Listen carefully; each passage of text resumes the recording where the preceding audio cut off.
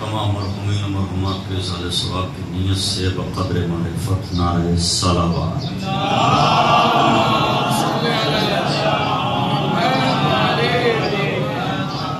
فاتحہ.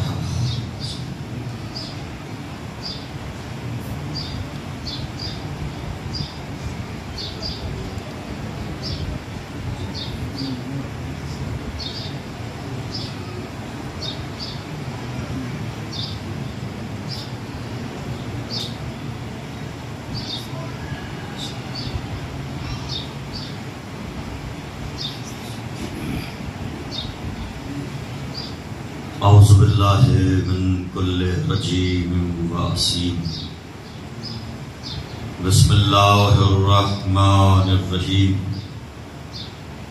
الحمد للہ رب العالمین والصلاة والسلام علی رسول الثقلین محبوب رب المشرقین والمغربین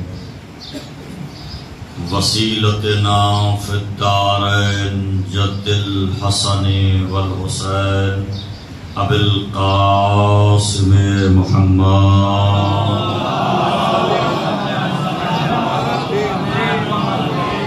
و اہل بیتہ الطیبین الطاہرین المعصومین المظلومین ولعنۃ اللہ علی اعدائہم اجمعین من لیلنا الی قیام یوم الدین.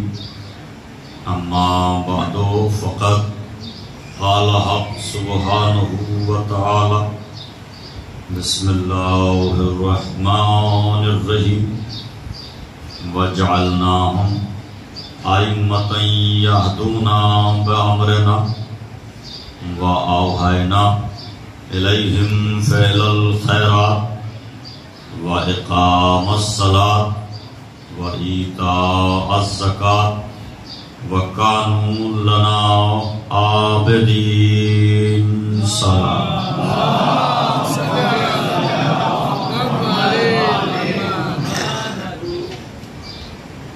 عاشقان سرکار احمد مختار، موالیان جناب احتر کرار اور عزاداران سرکار سید ابرار،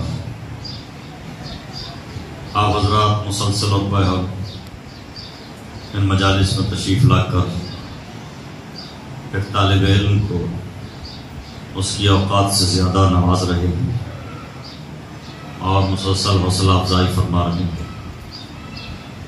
تاراگڑھ کے علاوہ اجمیر تک کے مومنین ماشاءاللہ ان مجالس میں شرکت فرما رہے ہیں.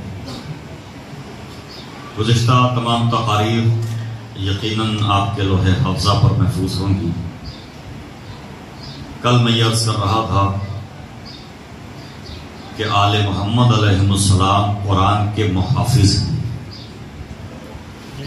انہوں نے قرآن کی محافظت کی اور پیغمبر نے بھی جاتے جاتے یہی ارشاد فرمایا کہ میں تم لوگوں کے درمیان دو چیزیں چھوڑ کر جا رہا ہوں. انی تارکم فیکم الثقلین کتاب اللہ و عطرتی اہل بیتی. پیغمبر نے یہ نہیں فرمایا کہ میں اصحاب کو چھوڑ کے جا رہا ہوں، میں ازواج کو چھوڑ کے جا رہا ہوں. پیغمبر نے فرمایا میں دو چیزیں چھوڑ کے جا رہا ہوں، ایک قرآن ہے اور ایک اہل بیت. ظاہر ہے کہ یہ نبی کا کلام ہے اور یاد رکھیے کہ نبی کا کلام کلاموں کا نبی ہوتا ہے. رسول کی بات باتوں کی رسول ہوتی ہے. یہ پیغمبر کا کلام ہے اور پیغمبر کا کلام کلاموں کا پیغمبر ہوتا ہے۔ پیغمبر نے ارشاد فرمایا کہ میں 2 چیزیں چھوڑ کر جا رہا ہوں۔ شعراء تشریف فرما ہے، ذرا آسان زبان میں ایک بات کہتا ہوں، مشیت پروردگار لفظوں کے پیکر میں ڈھلتی ہے تو قرآن کہلاتی ہے، اس کی مرضیاں بشری پیکر میں ڈھلتی ہیں تو آل محمد کہلاتی ہے۔ پھر لفظ بدلتا ہوں، اللہ کی مرضیاں، اللہ کی مشیتیں جب تحریری شکل اختیار کرتی ہیں تو قرآن کہلاتی ہے، جب تصویروں کی شکل میں آتی ہیں تو اہل بیت کہلاتی ہے۔ اور یہ کلیہ ہے کہ تحریر کو سمجھنے کے لیے تصویر کو سمجھنا ضروری ہوتا ہے۔ قرآن انہی کے سمجھ میں آتا ہے جنہوں نے اہل بیت علیہ السلام کے کردار کو سمجھا ہے۔ اس لیے کہ قرآن کتنی آیتیں ایسی ہیں کہ آل محمد کے عمل پر آیتیں نازل ہوئی۔ ایسا نہیں ہے کہ آیت پہلے آئی ہو عمل بعد میں ہوا ہو، عمل پہلے ہوا ہے، آیتیں بعد میں نازل ہوئی۔ ایک صلوات ذرا بآواز بلند پڑھیے۔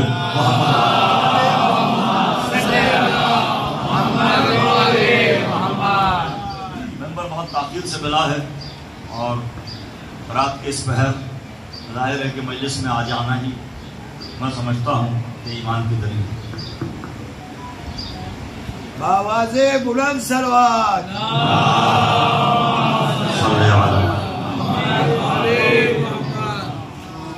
دیکھیے ایک بات یاد رکھیے گا، جب کبھی صلوات پڑھنا تو قرض سمجھ کر نہیں، فرض سمجھ کر صلوات پڑھنا۔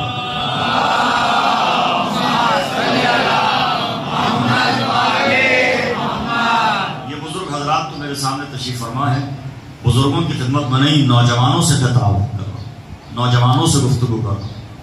جب کبھی اہل بیت علیہ السلام پر صلوات پڑھنا تو صحابت سمجھ کر نہیں، عبادت سمجھ کے صلوات پڑھنا۔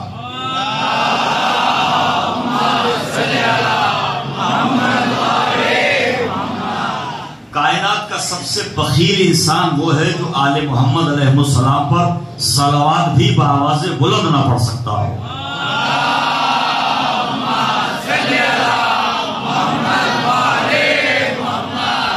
اچھا، ممبر کا وقت 10:10 تھا، تب بھی لوگوں کو آدھی مجلس میں آنا تھا۔ جس کو جتنی مجلس میں آنا ہے اس کو اتنی ہی مجلس میں آنا ہے، وقت چاہے ادھر ہو جائے یا ادھر ہو جائے۔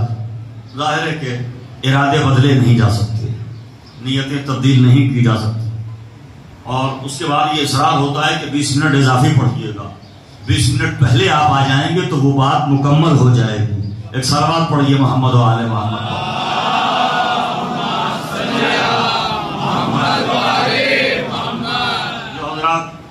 وقت پائے ہیں، میں ان کا کوئی شکریہ ادا نہیں کروں گا، اس لیے کہ شکریہ ادا کرنے سے مغایرت کا احساس ہوتا ہے، غیریت کا احساس ہوتا ہے، اور جو حسین کے دربار میں آ جائے وہ کوئی غیر نہیں ہوتا۔ لفظ شکریہ اس لیے بھی ادا نہ کروں گا کیونکہ لفظ شکریہ بہت پستہ قد ہے آپ کی قداور شخصیتوں کے ساتھ۔ جو حضرات تشریف لائے ہیں، کمال یہ نہیں کہ کتنی دیر مجلس پڑھی جائے، کمال یہ ہے کہ مجلس کو سنا کیسے جائے۔ کل جس انداز سے آپ مجلس سن رہے تھے، اگر وہی انداز ہے، میں اپنی بات کا آغاز کرتا ہوں۔ پیغمبر نے فرمایا کہ میں 2 چیزیں چھوڑ کر جا رہا ہوں۔ ظاہر ہے کہ یہ نبی کا کلام ہے، اور نبی کا کلام پڑھے لکھے لوگوں کے لیے ایک جملہ کہہ رہا ہوں۔ کلام معصوم کا اعجاز یہ ہوتا ہے کہ اس سے تفقہ پیدا ہوتا ہے۔ کلام معصوم کا معجزہ یہ ہوتا ہے کہ اس سے تفقہ پیدا ہوتا ہے، اور تفقہ پیدا نہ ہو تو فقیہ کا وجود نہ ہو۔ کلام معصوم کا اعجاز ہوتا ہے کہ اس سے سوچنے سمجھنے کی صلاحیت پیدا ہو۔ اسی لیے جناب موسیٰ نے فرمایا تھا کہ رب اشرح لی صدری ویسر لی امری، پروردگار میرے سینے کو کشادہ کر دے، میرے سینے کو گنجینہ علم بنا دے، میری زبان کی گروں کو کھول دے۔ اور اس کے بعد فرمایا یفقہوا قولی، لوگ میری بات سمجھنے کے قابل ہو جائیں۔ ابلاغ مشکل ترین کام ہے، گفتگو کرنا، تقریر کرنا، خطابت کرنا مشکل ترین کام ہے۔ جو حضرات ہمیشہ گفتگو سنتے رہتے ہیں اور منبر پر آنے والے ذاکرین کو آزماتے رہتے ہیں، ان کے لیے ایک جملہ اور مزید اضافہ کرتا ہوں.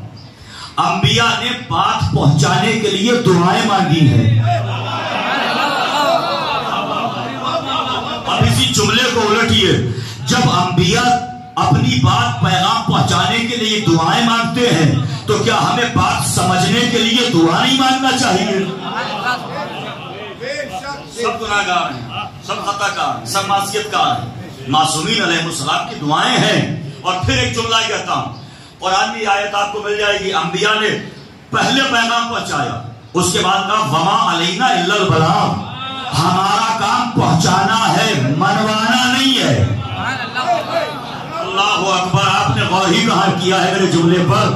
انبیاء پیغام پہنچاتے ہیں کہ خدا کا یہ پیغام ہے، اللہ کا یہ پیغام ہے، اللہ نے یہ پہنچایا ہے. اس کے بعد کہتے ہیں وما علینا الا البلاغ، ہمارا کام پہنچانا ہے. اسی لیے غدیر سے پہلے اللہ نے کہا بلغ، میرے حبیب پہنچا دو. اور یہ بلغ دوام ہے، پہنچاتے رہو، ہمیشہ پہنچاتے رہو. اور آپ متوجہ ہو گئے ہیں تو آپ کے ضیافت ایمانی کے لیے ایک جملہ اور اضافہ کرتا ہوں. اللہ نے اپنے حبیب سے کہا نماز کا پیغام پہنچاؤ، روزے کا حکم پہنچاؤ، حج کے ارکان پہنچاؤ، زکات کا نصاب بتا. پورا دین پہنچایا، پوری شریعت پہنچائی. بیٹھا ہوں ممبر پر، کوئی آیت لا کے دکھاؤ اللہ نے یہ کہا ہو کہ اے میرے حبیب دین پہنچاؤ، ہم تمہیں شر سے محفوظ رکھیں گے. نماز پہنچاؤ، ہم تمہیں شر سے محفوظ رکھیں گے. کبھی ضمانت لی؟ نہیں ضمانت لی، مگر جب علی کی ولایت پہنچانے کے لیے آیت نازل کی تو ارشاد فرمایا یا ایھا الرسول بلغ ما انزل الیک من ربک وان لم تفعل فما بلغت رسالۃ واللہ یعصمک من الناس. میرے حبیب لوگوں کے شر سے ہم محفوظ رکھیں گے. اللہ نے آیت نازل کر کے بتایا کہ علی کی ولایت میں شرری لوگ شر پھیلائیں گے.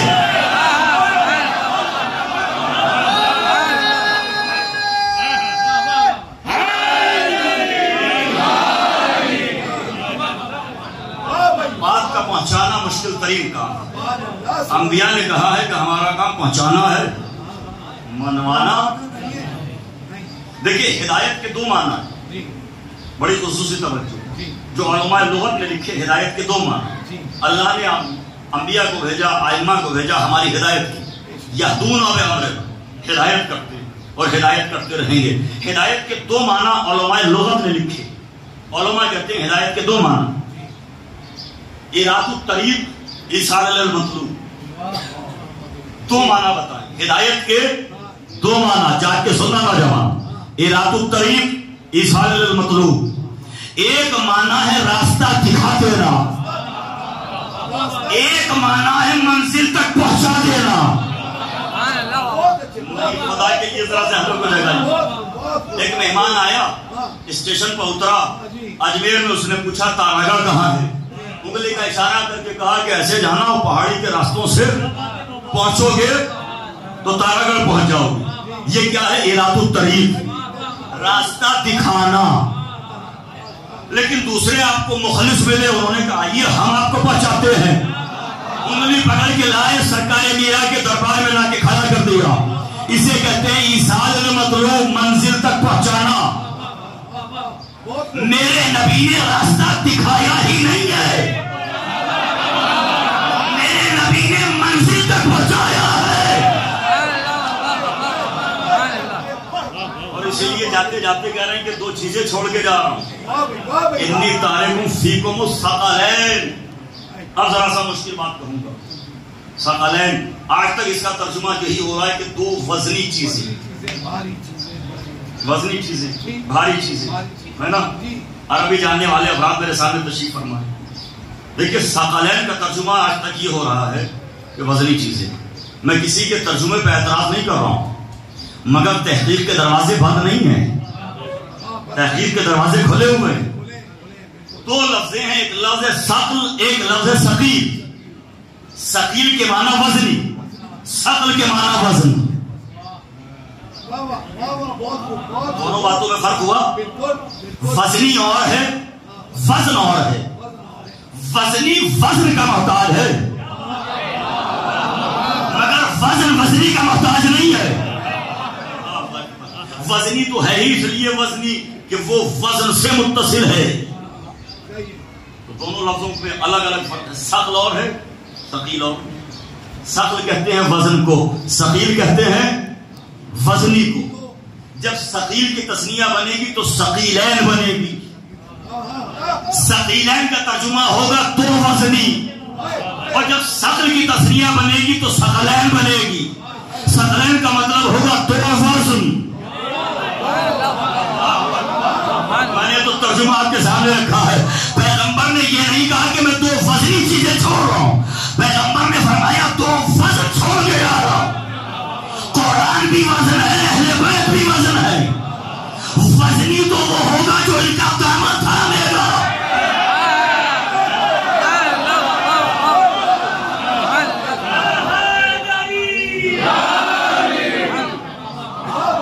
ایک صلوات بآواز بلند پڑھیے محمد و آل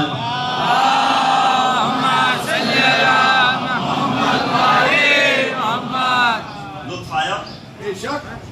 وزنی تو وہ ہے جو ان کا دامن تھامے. اس کے بعد بھی اگر کوئی اپنا وزن محسوس نہ کرے تو پھر سوچنے کا مقام ہے. آپ اپنا وزن محسوس کریں, میں اپنا وزن محسوس کروں. ہم سب کو چاہیے کہ ہم اپنا وزن محسوس کریں, اس لیے کہ جو وزن سے متصل ہو جائے وہی وزنی ہوتا ہے. پورے سراج سے گزرنا ہے, باریک راستہ ہے. بیلنس کرنے کے لیے دونوں ہاتھوں میں وزن ہونا ضروری ہے. اگر دونوں ہاتھوں میں وزن نہ ہو تو بیلنس نہیں کر پائیں گے. اب جو یہ دعویٰ کرے کہ قرآن کافی ہے,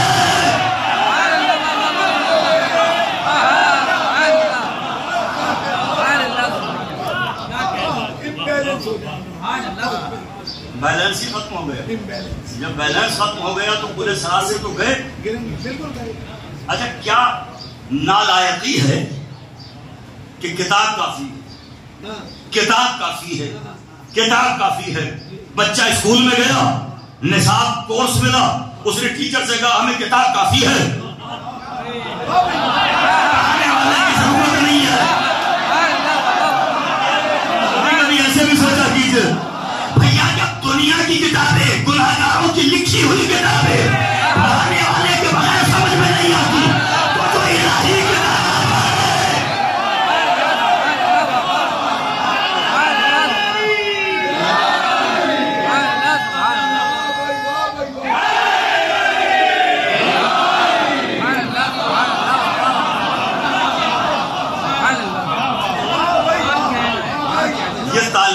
نالائقی ہوگی اگر طالب علم یہ کہے کہ استاد ہمیں تو کتاب کافی ہے. اچھا ایک بہت باریک سا جملہ خطیب آل محمد کا کہہ کے گزر رہا ہوں اپنے لفظوں میں, خیال ان کا ہے لفظ میں بھی. قرآن خاموش ہادی, اہل بیت بولتے ہوئے ہادی. قرآن جن زبانوں سے بولتا ہے وہ اہل بیت ہیں. جن زبانوں سے قرآن گفتگو کرتا ہے وہ ہیں اہل بیت. قرآن ہے خاموش ہادی, اہل بیت ہے بولتے ہوئے ہادی. بت پرستی کی پرانی عادت نے, بت پرستی کی پرانی عادت نے اتنا عادت کو خراب کر دیا کہ انہیں بولتا ہوا نہیں چاہیے.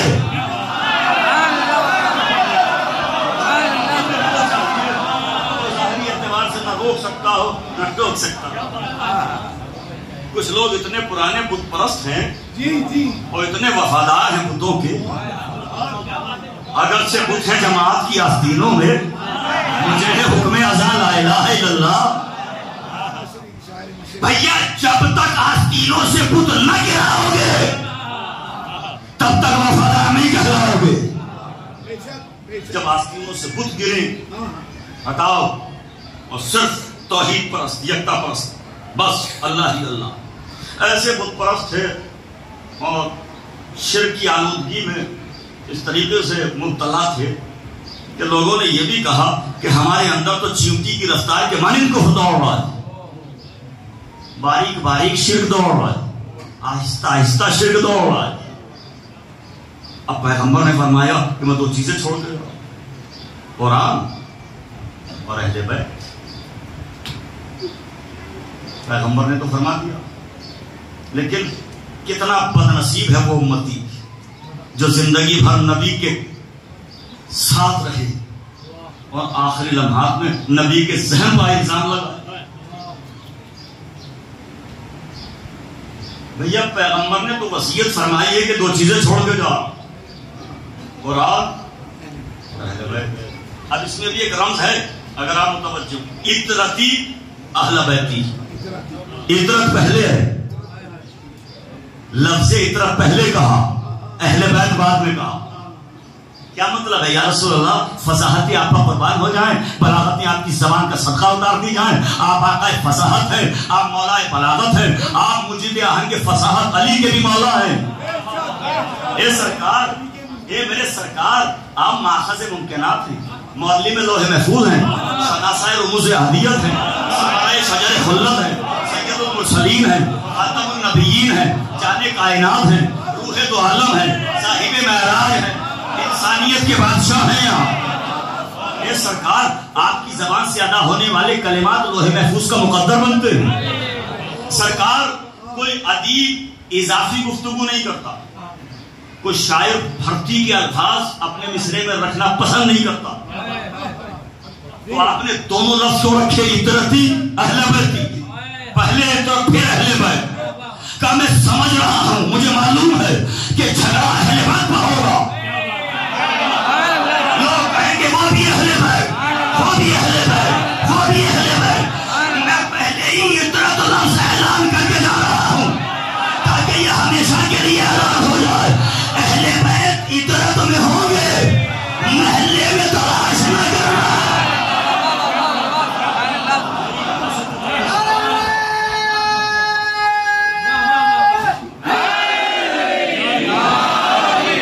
میری اولاد میں اہل بیت تلاش کرنا، میری ذریت میں تلاش کرنا، کہیں اور ادھر ادھر مت جانا.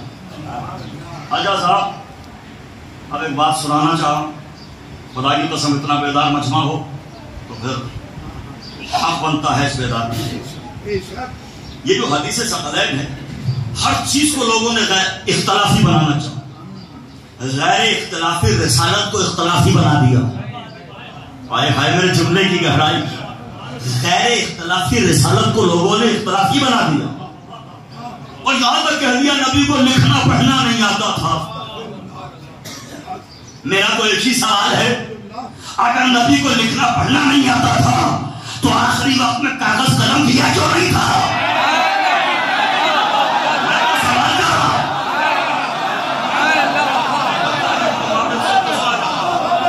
اگر لکھنا پڑھنا نہیں آتا تھا تو پھر آخری وقت میں کاغذ قلم جو نبی نے مانگا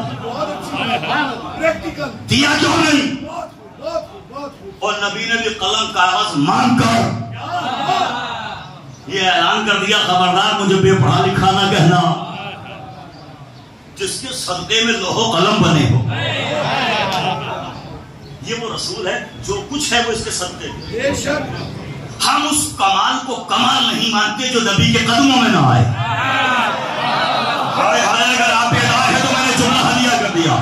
کمال وہی ہے جو نبی کے قدموں میں آیا ہے.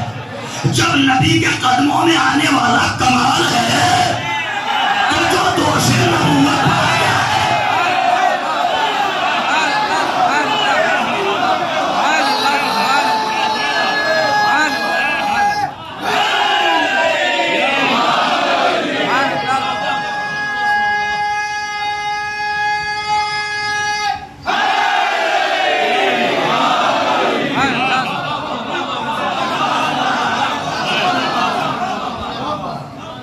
کائنات میں جو کچھ ہے وہ صدقہ ہے سرکار رسالت ماں.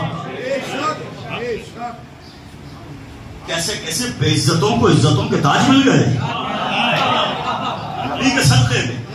کیسے کیسے فقیر غنی ہو گئے.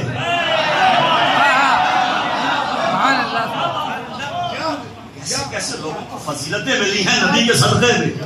جس کو جو ملا ہے وہ نبی کے صدقے میں ملا. کسی کی کوئی حقیقت نہیں، کوئی حیثیت نہیں، سب کو عزت ملی ہے میرے نبی کے صدقے. مگر کاغذ قلم نہیں دیا تھا. نہیں دیا، ہم جانتے ہیں کیوں نہیں دیا. چونکہ نبی نے فرمایا تھا میں ایک نسخہ تحریر کر جاؤں تاکہ میرے بعد گمراہ نہ ہو. ذرا سوچو وہ موضوع کیا رہا ہوگا جو نبی کو لکھنے نہیں دیا گیا. اگر نبی لکھ دیتے تو آج فرقے ہوتے.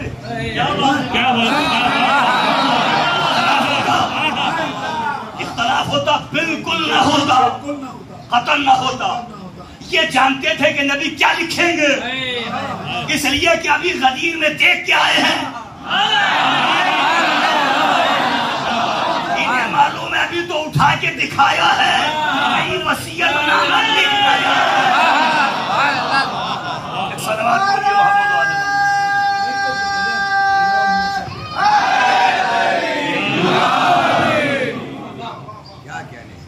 سرکار رسالت میں آپ کی رسالت غیر اختلافی, وہ بھی مسلمانوں میں اختلاف, مسلمانوں میں اختلاف. میں کسی اختلاف کا قائل نہیں, مجھے اختلاف سے بھی اختلاف ہے, مجھے اختلاف سے بھی اختلاف. 2016 یا 17 میں جب وہی پڑھا تھا تو غالباً یہ جملہ کہا تھا کہ سارے مسلمان متحد ہو جائیں عقیدہ رسالت پر. میں کبھی یہ نہیں کہتا کہ علی کو مانو, حسن کو مانو, حسین کو مانو. میں کہتا ہوں نبی کو مان لو بس. اس نے نبی کو مان لیا, سب کچھ مان لیا. اور نبی کیا فرما رہے ہیں کہ میں 2 چیزیں چھوڑ کے جاؤں.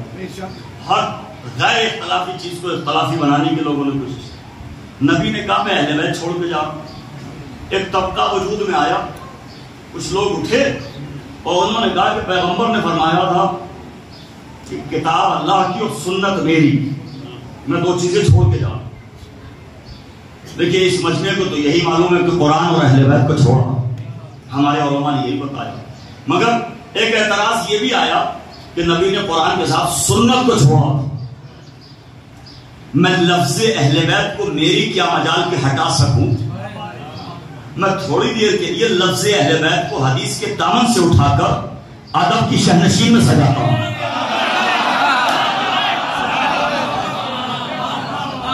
لیتا ہوں کہ نبی نے سنت ہی کو چھوڑا تھا.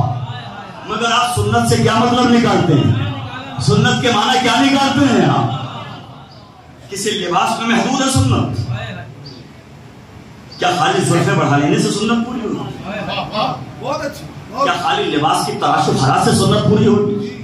صبح اٹھے مسواک کرنا, گھر سے نکلے کسی کے باغ میں پہنچے, اجازت کے بغیر لکڑی توڑی باغ کی اور مسواک کر لیا.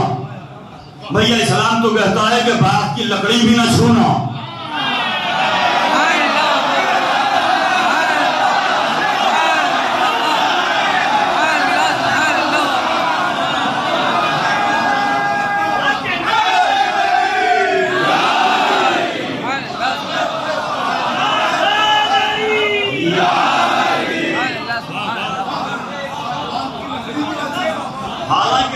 ٹرمینالوجی میں ہمارے یہاں ایک اذن ہے, اسے اذن فہوا کہتے ہیں.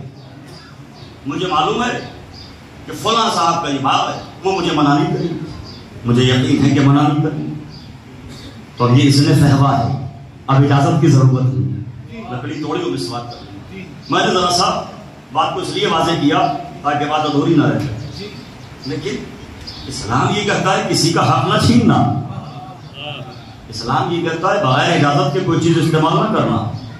قرآن یہ کہتا ہے کہ غاصب پر لعنت کرنا, اور ہر زمانے کے غاصب پر لعنت کرنا, وہ چاہے جس زمانے کا ہو, چاہے جس کا رشتہ دار ہو, غاصب پر لعنت کرنا.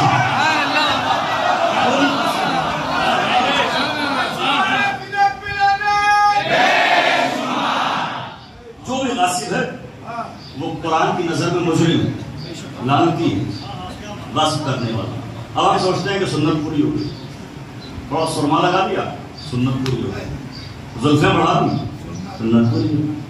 بھیا سنت کے معنی اگر لغت سے طے کرنا ہے تو آؤ عربی لٹریچر جمع کرو, عربی لٹریچر کے ماہرین کو جمع کرو, اور پھر میں ایک معنی نکالتا ہوں. کیا کہا آپ نے کہ قرآن اور اہل بیت نہیں, نبی نے فرمایا تھا قرآن اور سنت چھوڑ کے جا. آئیے میں سنت کے معنی دکھاتا ہوں. میں نے مان لیا کہ نبی نے سنت کہا, آپ کا کلام اعلیٰ, آپ کا کلام والا، آپ کی بات ہم نے تسلیم کر لی، آپ کی بات ہمارے سر آنکھوں پر ہے۔ نبی نے یہی فرمایا کہ سنت چھوڑ کے جاؤ، لاؤ کاغذ قلم دے دو، میں لکھ کے دے دوں، مجھے دے دو، میں لکھ کے دے دوں کہ نبی نے فرمایا کہ میں سنت چھوڑ کے جاؤں، مگر سنت کے معنی بتانا پڑیں گے کہ کیا ہے۔ سنت کے معنی جب عربی لٹریچر جاننے والوں سے پوچھے تو سنت کے معنی طبیعت، تینت، راستہ، جادہ، چہرہ۔ میں نے تو ابھی عادت کے مطابق 5 ہی بتائے۔ سنت کے معنی طبیعت، تینت، راستہ، چہرہ، جادہ۔ آپ کا اعتراض کیا ہے کہ نبی نے قرآن چھوڑا اور سنت کو چھوڑا؟ سنت کو چھوڑا یعنی طبیعت کو چھوڑا، سنت کو چھوڑا یعنی تینت کو چھوڑا، سنت کو چھوڑا یعنی چہرے کو چھوڑا، سنت کو چھوڑا یعنی راستہ اور جادہ چھوڑا۔ اسی جملے کو الٹیے نبی نے جاتے جاتے کہا میں قرآن چھوڑ کے جا رہا ہوں، قرآن کے ساتھ اپنی طبیعت چھوڑ کے جا رہا ہوں۔ دیکھتا ہوں کہاں تک میرے ساتھ میں آپ ذہنی سفر طے کر رہے ہیں۔ نبی نے فرمایا میں قرآن چھوڑ کے جاؤ، قرآن کے ساتھ اپنی تینت چھوڑ کے جاؤ، قرآن چھوڑ کے جاؤ، قرآن کے ساتھ اپنا چہرہ چھوڑ کے جاؤ، قرآن چھوڑ کے جاؤ، قرآن کے ساتھ اپنا راستہ چھوڑ کے جاؤ۔ تو ہم سنت کے معنی یہی نکل کے آئے نا، تو قرآن کے وارث وہی ہوں گے جن کی طبیعت نبی کی طبیعت ہوگی،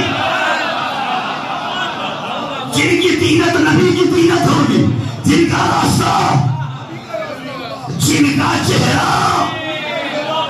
ارے کیا ابھی بھی وضاحت کی ضرورت ہے؟ وہ اتنا مکمل چہرہ ہوگا، اپنے دیکھیں گے تو نبی سمجھیں گے، غیر دیکھیں گے تو نبی سمجھیں گے۔ شب ہجر کافی یہی سمجھ کے باہر آ جائیں گے۔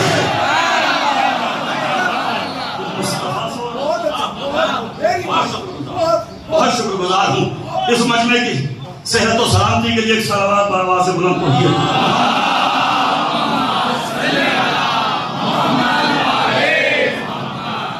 بات طے ہوئی، چاہے سنت مان لیجیے یا اہل بیت مان لیجیے، تلاش کرو وہ کون ہیں جن کا چہرہ نبی کا چہرہ، جن کا راستہ نبی کا راستہ، جن کا مزاج نبی کا مزاج، جن کا قول نبی کا قول۔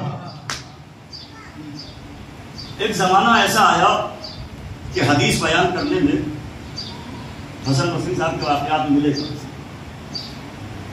نقل حدیث میں راویوں کے نام بیان ہو، فلاں فلاں سے، فلاں فلاں سے، فلاں فلاں سے، اور ظاہر ہے یہ سلسلہ مکمل نہیں ہوگا اگر حدیث رسول ہے، یہ سلسلہ مکمل ہی نہیں ہوگا اگر کسی امام سے متصل نہ ہو، حدیث مسلسل نہ ہو۔ اس زمانے کے عالم نے چونکہ علی کا نام لے نہیں سکتے تھے، جرم تھا، تو لوگوں نے اپنے طریقے بنا لیے تھے۔ کچھ لوگ کہتے تھے قالا ابو زینب، ابو الحسن بھی نہیں کہہ پاتے، اتنا نازک زمانہ تھا۔ اب لوگ کہتے ہیں کیوں علی علی کرتے ہو؟ کیسے نازک زمانے سے علی والے گزر کے آئے ہیں، اب تو تھوڑی آزادی ہوئی ہے، اب تو علی علی کرنے دو۔ اور علی علی کرنے کی عادت اس لیے بھی ضروری ہے تاکہ یہاں بھی علی علی ہو، قبر میں بھی علی علی ہو، نقشہ میں بھی علی علی ہو۔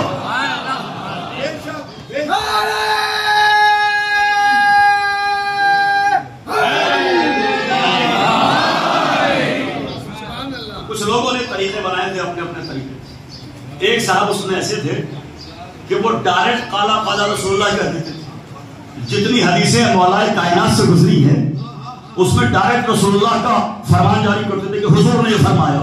ان کے کسی قریبی شاگرد نے کہا کہ سرکار آپ نے رسول اللہ صلی اللہ علیہ وسلم سے ملاقات تو کی نہیں، تو ڈائریکٹ کیسے کہتے ہیں آپ قال رسول اللہ؟ کہ سنو زمانہ نازک ہے، اگر تم میرے قریب نہ ہوتے تمہیں بھی نہ بتاتا، یہ راز ہے۔ میں نے جتنی حدیثیں علی کے سلسلے سے سنی ہے سب کو ڈائریکٹ نبی کے سلسلے سے جوڑتا ہوں، اس لیے کہ علی وہی کہتے ہیں جو نبی نے کہا ہے۔ جن کا مزاج نبی کا مزاج، جن کی رفتار نبی کی رفتار، جن کی گفتار نبی کی گفتار، جن کا طریقہ نبی کا طریقہ، جو ہو بہو نبی جیسے یہ ایک الگ بات ہے، اپنے اپنے ظرف کی بات ہے۔ کسی نے چہرہ آئینے میں دیکھے بغیر کہہ دیا ہم نبی جیسے، کسی نے آئینے میں شکل دیکھے بغیر کہہ دیا ہم نبی جیسے، اور کسی کے چہرے کو وجہ اللہ کہا گیا، مگر پھر بھی اس نے یہی کہا کہ میں نبی کے غلاموں میں سے ایک ادنا غلام ہوں۔ یہ تو اپنی اپنی ظرفیت کی بات ہے، اپنے اپنے ظرف کی بات ہے، اپنے اپنے ایمان کا تقاضا ہے، کون کیا مانتا ہے، مگر جو بالکل نبی جیسے۔ اب یہاں چونکہ ادب پرور مجمع ہے اس لیے ایک جملہ کہتا ہوں، ایمان کسے کہتے ہیں؟ جو زندگی کے ہر رخ سے رسالت کی شبیہ ہو، نبوت کی شبیہ ہو۔ میں نے رسول کی شبیہ نہیں کہا، نبوت کی شبیہ ہو۔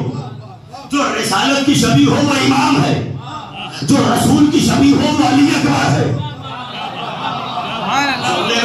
رسول کی شبیہ کہا نہیں کہا، رسالت کی شبیہ کہا۔ تو زندگی کے ہر رخ سے رسالت کی شبیہ، نبوت کی شبیہ۔ اب کچھ شرعی مسائل بھی عرض کرتا چلوں آپ کے سامنے تاکہ موضوع مکمل ہو جائے۔ جن کا مزاج نبی جیسا، طبیعت میں وحدت، تینت میں یکتائی، چہرے میں یک چہرگی، اللہ اکبر، جہاں خمیر ایک، ضمیر ایک، طریقہ ایک، طبیعت ایک، تینت ایک، راستہ ایک اور جاتا ایک۔ حضور سرکار دو عالم کا نام نامی اس میں گرامی، سرکار کا نام جو ہم کلمے میں پڑھتے ہیں محمد صلی اللہ علیہ وسلم۔ یہ ایک الگ بات ہے کہ سرکار کے نام کا پہلا حرف ہے میم، اور آدم کے نام کا آخری حرف ہے میم، یعنی جہاں آدمیت کی انتہا ہے وہاں سے محمدیت کا آغاز ہے۔ تو سرکار کا نام ہے اور حکم ہے کہ بچوں کا نام سرکار کے نام پر تجویز کیا جائے۔ ہماری گردن پر میں نے مسلسل مجالس میں کہا کہ حقوق و لباس واجب، اولاد کے حقوق واجب، ماں باپ کے حقوق واجب، بچوں کا ایک حق ہماری گردن پر یہ بھی ہے کہ ان کا نام تجویز کیا جائے، اور ایسا نہ ہو کہ بچہ گزر جائے اس دنیا سے۔ ایسا بھی ہوتا کہ بچہ گزر گیا اور نام نہیں، قیامت میں دامن گیر نہ ہو جائے کہ انہوں نے میرا حق ادا نہیں کیا۔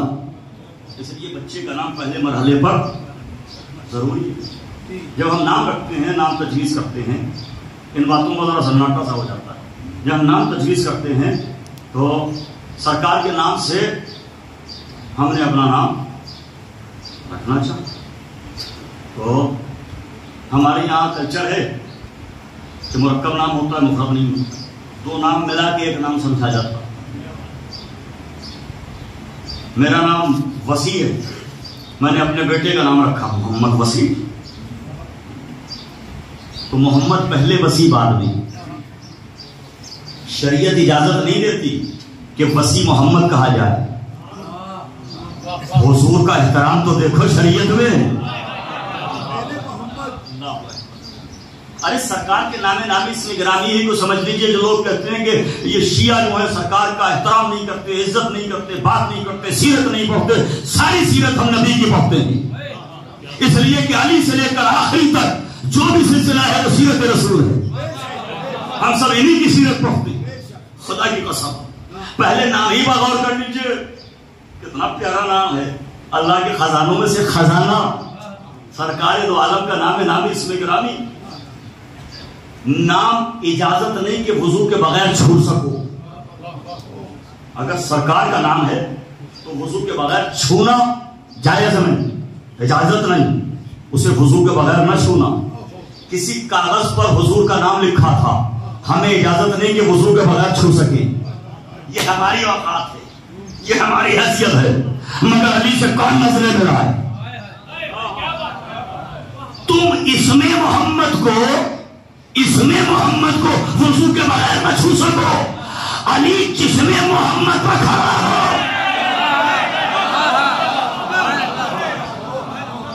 تم اسم محمد پر پاؤں رکھ دو تو مسلمان نہ رہو، وہ جسم محمد پر کھڑا ہے اور پھر بھی کل ایمان ہے۔ تو کے نام پر یہ ذرا سا میں نے آپ کو جگانے کے لیے بات کی. اجازت نہیں کہ کوئی نام مقدم کر دیا جائے، پہلے آ جائے.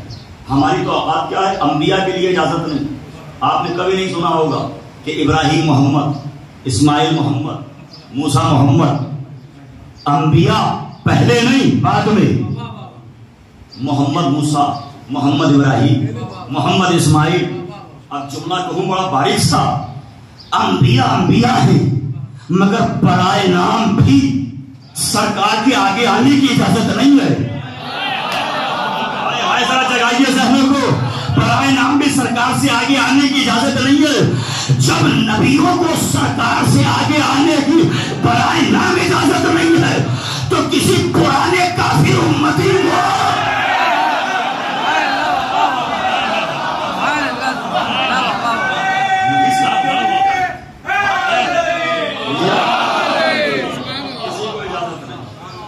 اب میں عرض کر رہا ہوں، جو طبیعت میں، طینت میں، راستے میں، چہرے میں، جاتے میں، رفتار میں، گفتار میں، انداز میں، طریقے میں نبی جیسے کسی کو اجازت نہیں. ذہنوں میں کچھ سوال ابھر رہے ہوں گے، جواب بھی لیتے جائیے تاکہ مجلس سے خالی نہ جائے. یہ سب کے لیے قانون ہے، لیکن دوسرا قانون دیا گیا، کسی کا نام وہ سرکار کے نام سے پہلے نہیں آئے گا، بعد میں آئے گا. مگر جہاں سب کے سب محمد ہیں وہاں یہ اجازت دی گئی، چاہے بچے کا نام محمد علی رکھیے یا علی محمد رکھیے، چاہے علی پہلے یا محمد پہلے، چاہے حسن محمد رکھیے یا محمد حسن رکھیے، حسین محمد رکھیے یا حسین احمد رکھیے، چاہے یہ پہلے یا یہ پہلے. اس لیے کہ قرآن پر دنیاوی کتاب نہیں رکھی جا سکتی، قرآن پر قرآن کو رکھا جا سکتا ہے.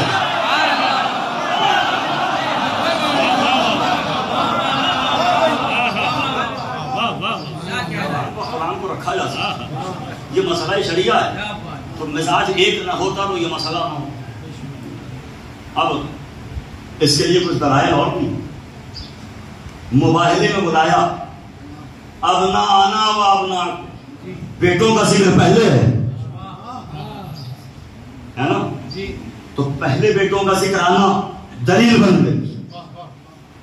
حدیث کے سامنے چادر تطہیر میں سب جمع ہیں اور جبرائیل پوچھ رہے ہیں یا رب ومن تحت الکساء، پروردگار چادر میں ہیں کون؟ ہم فاطمہ و ابوہا و بالوہا و بنوہا. ہم فاطمہ شہزادی کے نام سے تعارف ہے، شہزادی کے نام سے تعارف ہے، شہزادی کے نام سے تعارف ہو کہاں ہے؟ سکان سماوات جمع ہے، ملائکہ جمع ہے، عرش کے رہنے والے جمع ہے، سب جمع ہے. تعارف اہل بیت کا ہو رہا ہے سیدنا کے حوالے سے. پہلے تو یہی طے کرو، عرش پر رسول کی شہرت زیادہ ہے یا بطول کی شہرت زیادہ ہے؟ قانون کے ذریعے تعارف ہوگا. تو یہاں سب کے ہوتے ہوئے، سرکار کے ہوتے ہوئے تعارف شہزادی کے ذریعے. کیونکہ دلیل ہے کہ چاہے یہ پہلے یا یہ پہلے، جو رفتار میں، گفتار میں، انداز میں، طریقے میں نبی جیسے، جن کی طبیعت نبی جیسی. میں حدیث پڑھ کے گیا ہوں، اس کی تحلیل میں نے آپ کے سامنے رکھی. اب سنیے، اب بہت غور سے سنیے. کچھ فرمائشیں بھی ہیں، کچھ باتیں بھی ہیں جو آپ کے سامنے رکھنا ہے اور عرض کرنا ہے. حضور نے ہمیں احکام بتائے، دین بتایا، ان کی سیرت طیبہ ہمارے لیے اسوہ حسنہ قرآن نے کہی کہ نبی کی سیرت تمہارے لیے اسوہ حسنہ.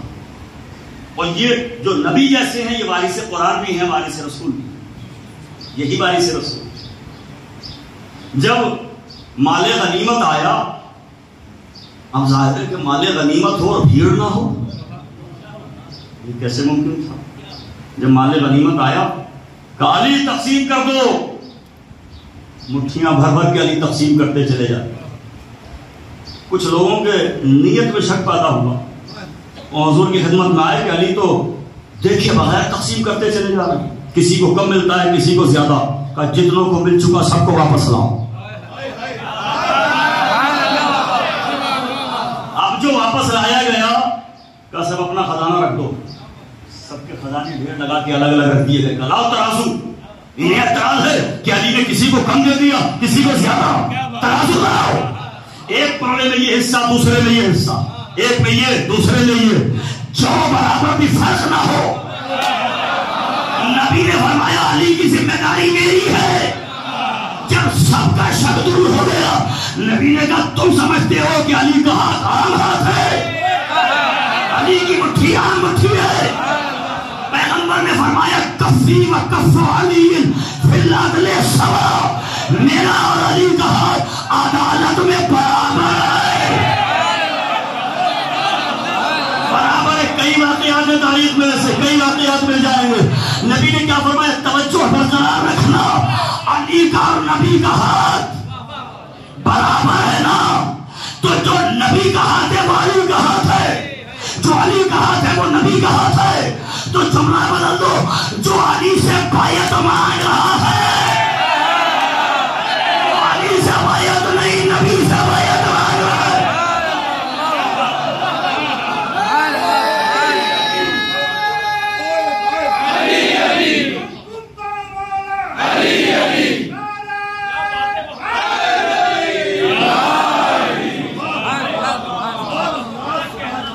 ایک صلوات آواز سے بلند پڑھیے محمد و آل محمد۔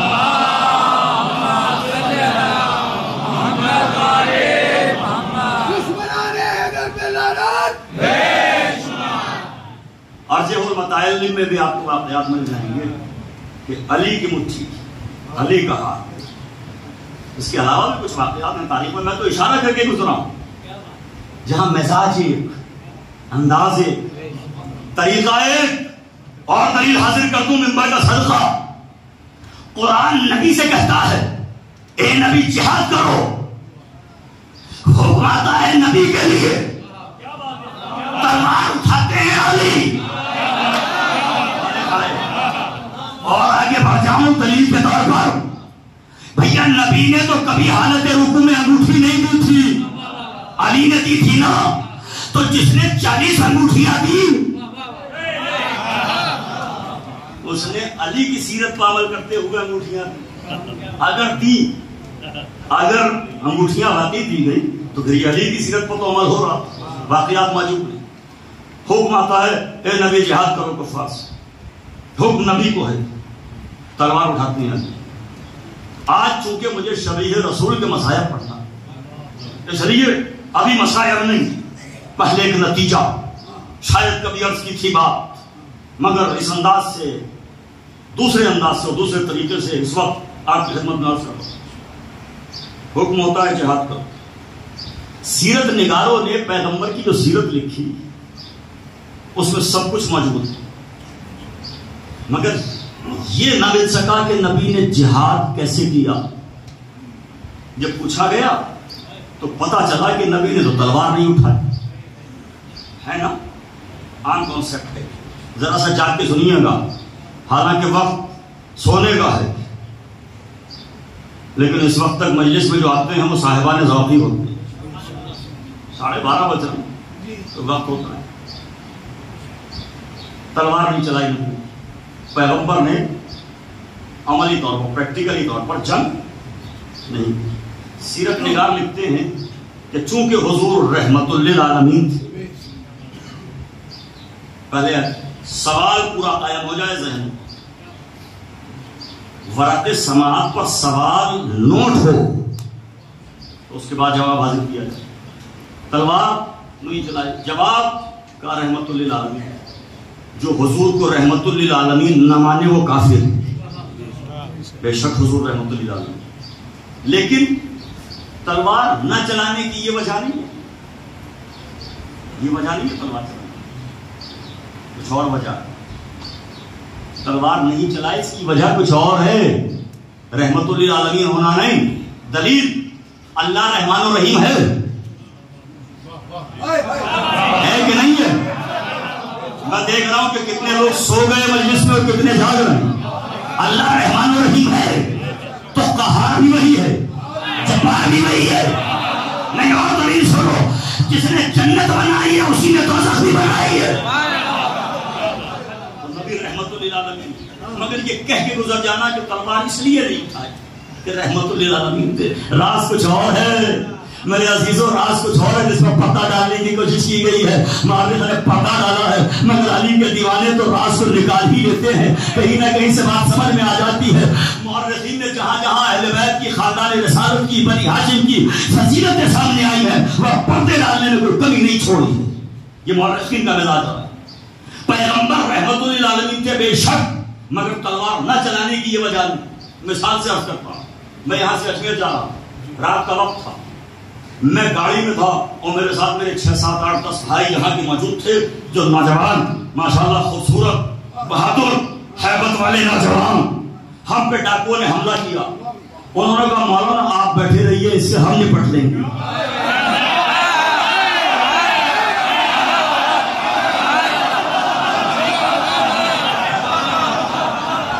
بڑی تیزی کے ساتھ بات پہنچی. انہوں نے کہا مولانا آپ بیٹھے رہیے. ہم بیٹھے رہے صاحب اور انہوں نے ڈاکوؤں کو مار بھگایا. 1 دفعہ نہیں 10 دفعہ آئے. انہوں نے ہر مرتبہ مقابلہ کیا. جرأت مندانہ مقابلہ کیا. ہمت سے مقابلہ کیا. ڈٹ کے مقابلہ کیا. جب یہاں آئے تو کسی نادان نے کہا ارے بھیا وہ تو مولانا تھے. وہ تو مولانا تھے. وہ کیوں ڈاکوؤں سے لڑتے تھے؟ اگر کوئی نہ ہوتا تب تو لڑتے.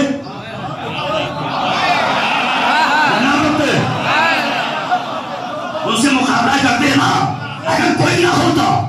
مولانا تھے اس لیے تلوار نہیں اٹھائی, گن نہیں اٹھائی, لاٹھی ڈنڈا نہیں اٹھایا. وجہ یہ نہیں ہے تم میرے وفادار ساتھیوں کی وفاداری پر پردہ ڈال رہے ہو.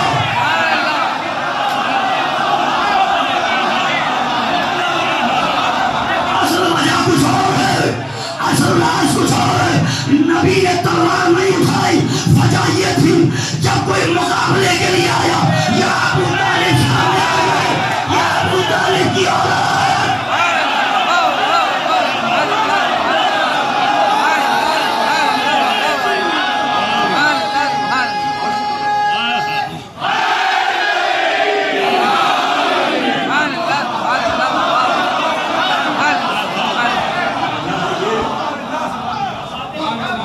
حضور نے تلوار نہیں چلائی. نوجوانوں سلام کرتا ہوں. خدا کی قسم اس مثال پر بھی بول کے بتایا کہ اگر یہ پریکٹیکلی بھی ہو تو ہم وفادار ہیں, حاضر ہیں. ہم وفادار ہیں, حاضر ہیں, پیچھے نہیں بیٹھیں گے. یہ والی بات ہو گئی. جیسا پیغمبر نے تلوار نہیں چلائی. اب پوری سیرت پڑھیے اور پڑھنے کے بعد بتائیے کیا حضور نے کبھی اذان کہی؟ میدان جہاد میں بھاگتوں کو بلانا اور ہے, منارے اذان پر کھڑے ہو کر اذان کہنا. میدان جہاد کی آوازیں چھوڑ دیجئے مگر منارے اذان پر حضور کھڑے ہوئے تھے. کبھی اللہ اکبر کہا, اذان کہی. مجھے تو نہیں ملا, آپ کو کہیں ملے تاریخ میں تو بتائیے. کبھی اذان کہی. اس میں بھی ایک راز. کیوں نہیں کہی اذان؟ چونکہ اذان میں ہے امر کے صیغے, آرڈر. حی علی الصلاۃ, آؤ نماز کی طرف. حی علی الفلاح, آؤ کامیابی کی طرف.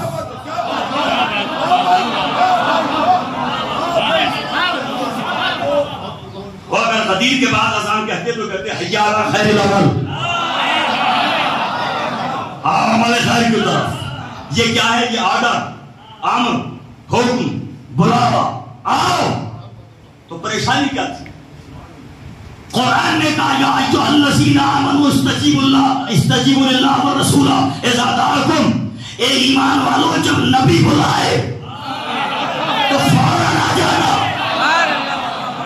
بھیا جو نبی کے بلاوے پر آ جائے وہی تو مومن ہے. اللہ اکبر. قرآن نے کیا کہا؟ جب نبی بلائے تو فوراً آ جاؤ. یہ قرآن کا حکم ہے نا, جب نبی بلائے فوراً آ جاؤ. تو یہ حکم باقی رہتا اور نبی منارہ اذان پر کھڑے ہو کے کہتے اللہ اکبر اور پھر کہتے حی علی الصلاۃ, آؤ آؤ. بلاوا ہوتا, ہر مسلمان پر واجب ہو جاتا. جو جہاں جس کیفیت میں ہے فوراً آ جائے. اور شریعت نے الاسٹیسٹی رکھی ہے, گنجائشیں رکھی ہیں, وسعتیں رکھی ہیں. وسعتیں ہیں نا. اگر نماز کا وقت اب واجب ہے تو اس کو ابھی ختم نہیں کیا، کوئی مجبور بھی ہو سکتا ہے، کسی طرح سے مجبور بھی ہو سکتا ہے. اگر نبی کہتے کیا ابھی آنا واجب ہے، واجب فوری ہو جاتا. اب میں پھر کس طرح میں بول گیا، واجب فوری ہو جاتا فوراً، اور کوئی اس کیفیت میں نہیں ہے ابھی اسے غسل کر کے آنا ہے، مجبور ہے کہ نہیں آ سکتا. اس لیے اللہ نے کہا میرے حبیب میرے مسلمانوں کی مجبوری کا خیال رکھنا. اب تم آزان نہ کہنا، آزان نہیں کہی نا. خدا کی قسم کتنا قریب پروردگار، کتنا قریب ہے، اس نے کتنا خیال رکھا ہے ہماری مجبوریوں کا. تو نتیجہ کیا نکلا؟ حضور نے کبھی تلوار نہیں چلائی، حضور نے کبھی آزان نہیں کہی. تاریخ اپنے اوراق کا کشکول سمیٹے دہلی سے حسین تک آ گئی. اور یہی سوال ہے، اگر رسول تلوار چلاتے تو انداز کیا ہوتا؟ اگر نبی آزان کہتے تو لہجہ کیا ہوتا؟ میں نے کہا کربلا میں آ جاؤ، علی اکبر کو آگے دیکھو.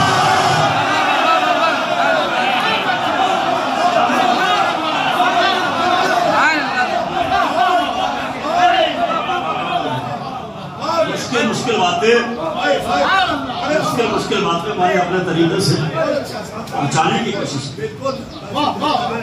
اگر تاریخ یہ جاننا چاہتی ہے کہ نبی کے جنگ کرنے کا انداز کیا ہوتا، علی اکبر کو تلوار چلاتے ہوئے دیکھو.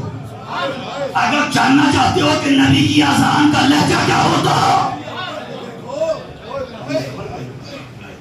اس لیے کہ علی اکبر شبیہ رسول، علی اکبر شبیہ پیغمبر. حالانکہ ذکر فضائل میں آپ رونے لگے، یہی مجلس کی معنویت اور آپ کے ایمان کے استحکام کی دلیل. خدا کی قسم. مگر ایک بات اور سر کے آگے بڑھ جاؤں، علی اکبر شبیہ پیغمبر ہیں، شبیہ رسول ہیں. پہلے حدیث سنیے، من تشبہ بقوم فہو منہ. جو اس دنیا میں اپنے کو کسی قوم سے مشابہ کرے گا، قیامت میں اسی کے ساتھ محشور کیا جائے گا. داڑھی اگر یہودیوں والی رکھی ہے تو مسلمانوں کی صفوں میں شمار نہیں ہوگا. اس میں پیغام ہے، اس میں میسج ہے. جو حلیہ تم نے یہاں بنایا، جس کے جیسا یہاں بناؤ گے، قیامت میں اسی کے ساتھ کھڑے ہو جاؤ گے. بھیا اپنے لیے نمونہ عمل نوجوانوں سے کہہ رہا ہوں، علی اکبر کی سیرت کو بناؤ، تاکہ علی اکبر اپنی سب میں بلا کے کہے آؤ شفاعت بڑھ رہی ہے. علی اکبر شفاعت کریں گے. من تشبہ، یہاں غیر اختیاری کیفیت ہے، یہاں اختیاری کیفیت اختیاری. جس نے چاہ کر اپنے کو شبیہ بنائے، تو یہ تو ہمارے اختیار میں ہے نا. بڑی باریک سی بات کر، اسے محسوس کر لیجئے، اسے خطیبانہ رنگ نہیں دے سکتا ہوں میں. جس نے اپنے کو کسی کی شبیہ بنایا، یہ اختیار ہمیں اختیار، ہم بنا رہے ہیں. اپنے کو کسی کی شبیہ بنانا اور ہے، اللہ اپنے حبیب کی شبیہ بنائے یہ اور بات. علی اکبر کو خدا نے اس رسول کی شبیہ بنایا جس رسول کا سایہ بھی نہیں تھا. اور شبیہ کے لیے یہ کوئی خطابت نہیں، یہ ذاکروں کا کوئی مبالغانہ بیان نہیں ہے، یہ شاعروں نے کسی مبالغہ آرائی سے کام نہیں لیا. خود سرکار شہادت سید الشہداء امام علی مقام علیہ السلام کا جملہ ہے، اللہم اشہد علی ہؤلاء القوم. پروردگار گواہ ہے نا اس قوم کا، ہم اسے بھیج رہا ہوں، ہم اسے بھیج رہا ہوں. لفظ ہے خلقن و خلقن. اعراب کا فرق ہے املا بھائی، پڑھے لکھے لوگوں کی خدمت میں دست کے ادب جوڑ کر املا بھائی ہے، اعراب کا فرق ہے خلقن و خلقن. ترجمہ کر دوں، جس کا ظاہر بھی نبی جیسا، جس کا باطن بھی نبی جیسا. پلٹ گئی آپ کی طرف، منقلب ہو گئے. خدا کی قسم رات کے تقریباً 1 بجے زہرا کے اجڑے ہوئے گھر کا ماتم کرنے آئے، اس لیے کہ یہ 40 کے ایام، یہ آقا حسین کے چہروں کے ایام، جو کربلا نہیں جا سکے وہ تڑپ رہے ہیں، یہاں بیٹھ کے دیکھ رہے ہیں کہ ہمارے گھر سے جانے والے کہاں پہنچے، کس جگہ پہنچے، کہاں تک پہنچ گئے۔ اتنا مجمع آقا کی خدمت میں پہنچ گئے۔ ظاہر ہے کہ جو کربلا امام کے ظاہر بن کے گئے ہیں ان کے لیے کیا دعا کریں؟ ہم تو خود ان کی دعاؤں کے محتاج ہیں جو زیارت کے لیے گئے، یہ زیارت کے لیے نہیں، سفر عشق پر نکلے۔ آج کی مجلس کے لیے خاص طور سے فرمائش کئی روز سے ہے کہ آج شبیہ رسول علی اکبر کا مسائل ہے۔ پہلے ایک جملے میں سمجھاؤں کون ہے علی اکبر؟ کون ہے علی اکبر؟ جب لٹا ہوا قافلہ کربلا سے شام کی طرف چلا، شہیدوں کے کٹے ہوئے سر نو کے نیزہ پر بلند تھے، اس قافلے کو یہودی اور عیسائی بستیوں سے گزارا گیا ہے۔ ایک ضعیفہ عورت جو مذہب سے عیسائی تھی، اپنے عبادت خانے میں عبادت کر رہی تھی، جب اس نے دیکھا کہ قافلہ آ رہا ہے، یہ لٹے ہوئے اسیر کائنات کے شریف لوگ معلوم ہوتے، اس نے کٹے ہوئے سروں کو دیکھا، نواسہ رسول آقا حسین کا کٹا ہوا سر دیکھا، مولا عباس کا وہ سر دیکھا جو گھوڑے کی گردن میں لٹکایا گیا۔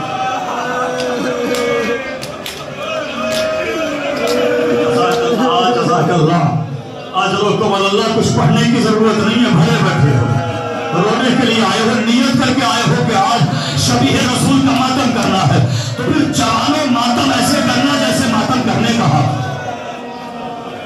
میری ماں بہنوں، خدا تمہارے بھائیوں کو سلامت رکھے، جو سفر پر گئے ہیں خیریت سے واپس آئے، مگر سورا کا بھائی واپس نہیں آئے۔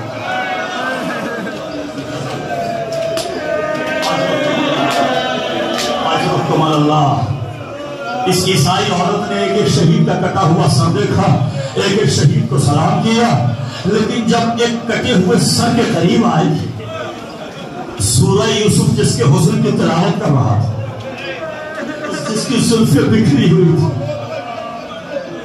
اس کی جوانی کو دیکھا اور ادھوری جوانی کو دیکھا، تڑپ کے جملہ کہا، اے 14ویں رات کے چاند، کاش تیرے مرنے سے پہلے تیری ماں بن گئی ہو۔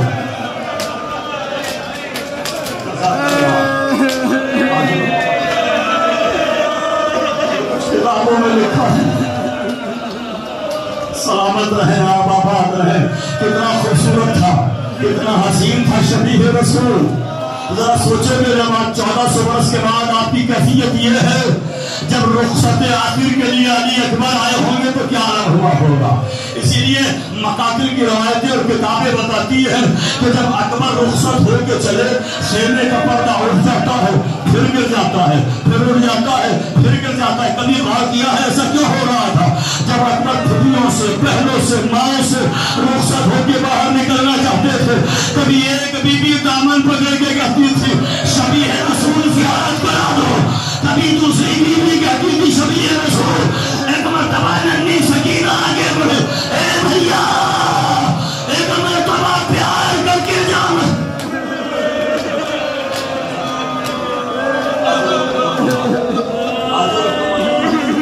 مولا کے توفیقات میں اضافہ فرمائے، جاؤ سدھارو علی اکبر۔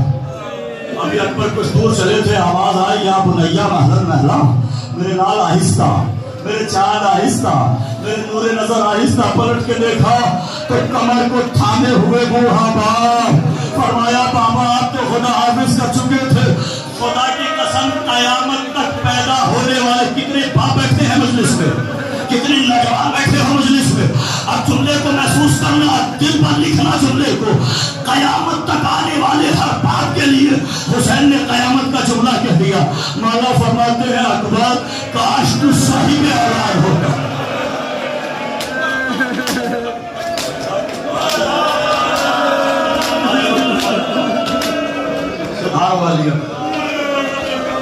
قیامت کی جنگ علی اکبر نے، مسلح پر بیٹھی ہوئی ماں نے دعا کی، اے یعقوب سے یوسف کو ملانے والے، ایک مرتبہ میرے یوسف کو مجھ سے ملا دے۔ اکبر کو پیاس کا غلبہ ہوا، خیمے میں واپس آئے۔ ذاکرین پڑھتے ہیں نا ہمیشہ۔ اب اس جملے کو ایسے سن لیجئے، 18 برس زینب نے پالا ہے اکبر۔ جب کوئی تمنا ہوتی ہے تو شہزادی پورا کرتی ہے۔ 18 برس تک حسین یہ سوچتے رہے میرا بیٹا اکبر مجھ سے کچھ مانگے۔ اکبر نے کبھی کچھ نہ مانگا۔ معلوم ہے کیا مانگا؟ جب پہلا حملہ کر کے واپس آئے، آواز دی پاپا اگر 2 گھونٹ پانی مل جاتا۔ سوچو آقا حسین کے دل پر کیا گزر۔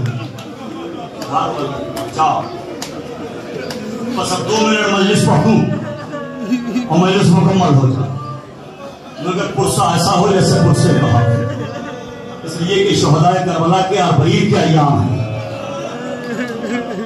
بس کل اور پرسوں 2 دن بچے ہیں نا، آئندہ برس تو وہ روئے گا جو زندہ رہے گا، کسی کی زندگی کا کوئی بھروسہ نہیں۔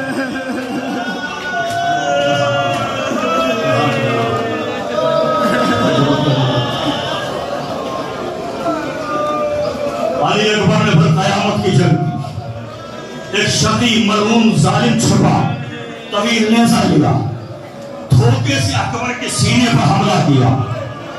ارے نیزے کی علی اکبر کے سینے میں اتر آئی، گھوڑے پر ٹگمگانے لگے، آواز دی بابا آخری سلام۔ حسین کے قاضی آواز اکبر کے سرانے پہنچے، کوئی تکلیف؟ بابا سینے میں نیزے کی رنی ہے۔ زمین کربلا پر بیٹھ گیا فاتح خیبر کلال، آستین کو الٹا، اکبر کے سینے میں 2 انگلیوں کو ڈالا، آواز دی نجف میں سونے والے بابا 2 انگلیوں کا باب خیبر کا اٹھانا آسان تھا، مگر ہائے اکبر کے سینے سے بخشی کا پھل کھینچنا۔ دادا ابراہیم جب آپ نے اسماعیل کے گلے پر چھری رکھی تھی، آنکھوں پر پٹی کو باندھ لیا تھا، یہ میرا اسماعیل ہے جس کے ہاتھ بندھے نہیں ہے، کہہ کے بخشی کا پھل کھینچا۔ بسم اللہ وباللہ وعلی ملت رسول اللہ، آواز دی انا للہ۔ جزاک اللہ۔ بس ایک شعر مجھے سنانا ہے جس کے لیے میں آپ کو یہاں تک لے کے آیا۔ 57 برس کا بوڑھا باپ، 58 برس کا کریل جوان، حسین نے اکبر کا لاشا اٹھایا۔ ایک شعر اور یاد آ گیا، سن لیجئے۔ اٹھانے کو اٹھا لی شہنے لاشے نوجوان، لیکن کبھی میت یہاں رکھ دی، کبھی میت وہاں رکھ دی۔ آواز دی بنی ہاشم کے بچوں، حسین سے اکبر کا لاشا اٹھایا نہیں جاتا۔ بس آخری جملہ سنیے، آخری شعر سنیے۔ میر انیس اللہ مقامہ سے آگے کون کہہ سکتا ہے؟ میر انیس کہتے ہیں یہ بات ذہن میں رہے کہ 18 برس زینب نے پالا، پھوپھی نے 18 برس پالا ہے نا۔ اب میر انیس اللہ مقامہ فرماتے ہیں کہ جیسے حسین نے کہا نا بنی ہاشم کے بچوں، حسین سے اکبر کا لاشا اٹھایا نہیں جاتا، خیمے کا پردہ اٹھا، آواز آئی بھیا شریکت الحسین زینب ہے، زینب ہر غم میں تمہاری شریک ہے، تمہارے ساتھ ہے، یہ بہن بھائی کے ساتھ رہے گی۔ اب خدائے سخن کہتے ہیں کہ زینب نے یہ کہہ کے پردہ ہٹایا اور یہ کہہ کے خیمے سے باہر آنا چاہا، تم سے نہیں اٹھے گا، تم سے نہیں اٹھے گا، تم سے نہیں اٹھے گا، لاشا ہے برابر کا، میں پالنے والی ہوں، گودی میں اٹھا لوں گی۔ اے بھیا زینب آ گئے، اکبر کا لاشا دونوں